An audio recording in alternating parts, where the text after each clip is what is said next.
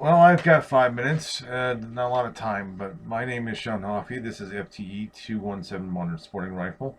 This is week 8, assignment 8.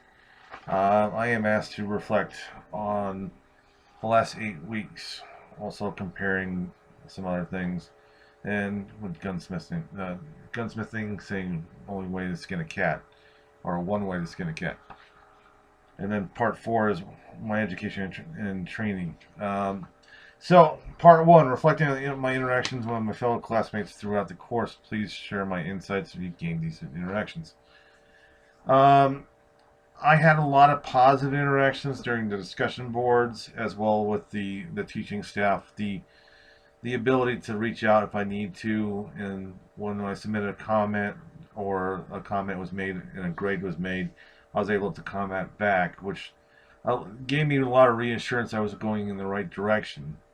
And number 2 was comparing the guidance you received offered by the recognized experts in the field. Do you have any discrepancies?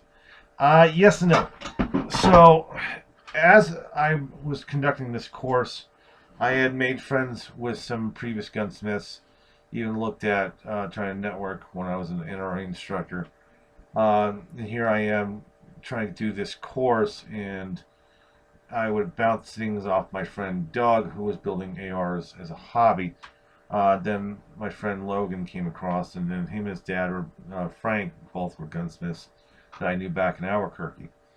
And so the reflection of this was, this is a great program, but there should have been a little more hands-on approach towards the AR-15 itself. Lecture after lecture after lecture, the entire 8 weeks, I didn't see one mention of really building the rifle, where I just took the initiative, and I had bought several instruction manuals, watched things from Brownells and Midway USA with Larry Potterfield, and as well as talked to my friends who were building AR-15s. I went ahead and took the initiative to build a rifle. Even more so than I realized that I forgot to do something as simple as headspace. Went through the trouble of putting everything on and together, and then failed to do headspace, and then I had to refer to my friend Logan to say, how do I do this? And then I had also used Brownell's video to check my headspace, and I did it properly. And I also did my function checks. I did all my cycle operations using dummy rounds. I felt more satisfied and more comfortable in the ability to build the rifle. But as far as the again, guidance I got, it needs to be stronger for the next student for the next semester. In number 3, there's only one way to skin a cat. There's really not, because again, you can refer to books, you can refer to the internet, you can refer to experienced members of the community. I would not sell yourself short on that, just because there is not one step approach to everything that creates the building of a rifle. I mean, Samuel Colt went through so many different iterations until he got to his U.S. Army or the U.S. Navy as far as their revolvers. Number 4, what is my education and training that I will pursue? Simply put, I'm already signed up for handgun specialist. I'm also looking at trying to do AR-10, shotguns, pistols. I will basically try to cover whatever I can as far as SDI has to offer, as well as my employment.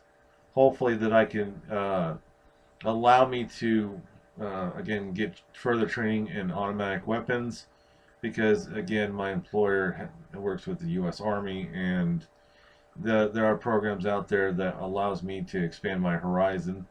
So not just me working on semi-autos, I'll have the criteria to work on full autos once that position comes available, and I get hired on to do that. Once this associate I get that associate in my hand, and they say, "Hello, boss. I have this associates. I would like to apply for promotion." So, either way, this is week 8. This is wrapping things up. My name is Sean Hoffey.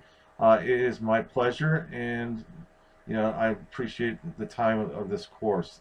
God bless and simplify.